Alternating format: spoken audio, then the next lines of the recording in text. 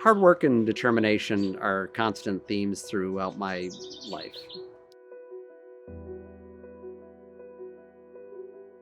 Growing up the 13th of 15 kids in the city of Detroit, we all had jobs to do. My job as the youngest boy was to get up with my dad and make him tea and toast before he went off to work at 6:30 in the morning. I also had to do some outdoor tasks as well, whether it was chipping the ice in the winter, shoveling snow, cutting the grass. There was always things for us to do. We were expected to be busy, and we were. I began my first official paying job at about age 12 or 13, working at the corner convenience store. My job there was to stock the shelves and fill the coolers with beverages. After that, I went to work at a local country club carrying bags for the country club members. I got a promotion to the clubhouse working as a shoe shine boy. When I got my driver's license, I went to work for my dad's sales agency as a courier, carrying things that they needed from place to place. In college, I went to work for my brother, who had a machine shop. And there I learned how to run a Bridgeport mill, a lathe, and a surface grinder. Also in college, I was studying international business. I went to work for an import-export company, and I earned my customs broker license. From these experiences, I learned the lessons of responsibility and hard work. Growing up in Detroit meant that you worked on cars. You worked on your car, you worked on your sister's car, you worked on your parents' car, and you worked on your girlfriend's car. With the Chilton's manual, nothing was unachievable.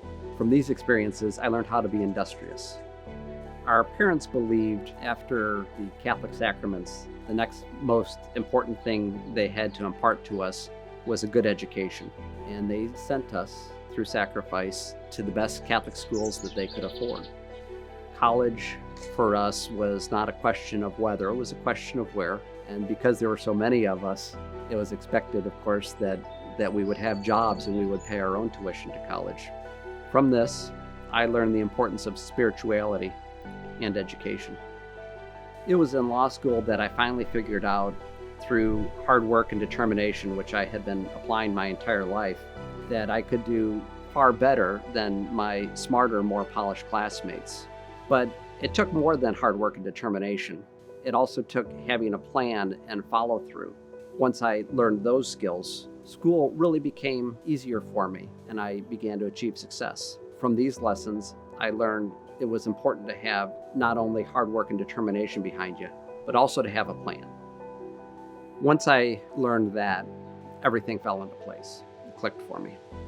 I went from being able to barely get into law school to earning a full ride scholarship for my second and third years. During the same time frame, I had an opportunity to go to work for Rod Arthur. Rod had made a law firm, and he had a reputation. Even though he was in small town Defiance, the cases he took on were complex cases, and even small cases if it meant helping somebody that needed it. I learned from Rod that having hard work, having determination, having a plan, having follow through are really the hallmarks that set apart the successful litigators from the unsuccessful ones. So with my newfound awareness and the lessons learned through the course of a lifetime, I was pretty well matched for the opportunity that Rod had presented to me. These lessons have helped me not only in the courtroom, but to the organizations that I have dedicated myself to joining. Almost 10 years ago, I decided to follow a different set of plans, marathon training plans to be specific. I've been able to run 1 or 2 marathons a year and recently completed my 15th marathon. A typical marathon training plan takes about 16 weeks. It builds up steadily over the course of the 16 weeks. One day each week you're adding more miles so that come marathon day you're ready to run the 26.2 miles. Through hard work, dedication, and follow through, I've been able to run 1 or 2 marathons every year. Much like trial preparation, marathon training begins with small foundational steps months before the actual day. Skipping a 5-mile run in February when it is cold, because it would be much nicer to stay in your warm bed, means that the final miles of the marathon in May will be very grueling and difficult. And it will likely mean that the finish time that I may have set for my goal will be left unreached. So every time my alarm goes off at 5 a.m. and I lace my shoes up to head out, I do so realizing that there's an important day months into the future that I am preparing for. Much the same way, trials require months and sometimes years of preparation. They require hard work, faith, dedication, and empathy. All the lessons learned over the course of a lifetime, so that when the day of the trial finally comes, we're ready to go into court to get the outcome that the client deserves.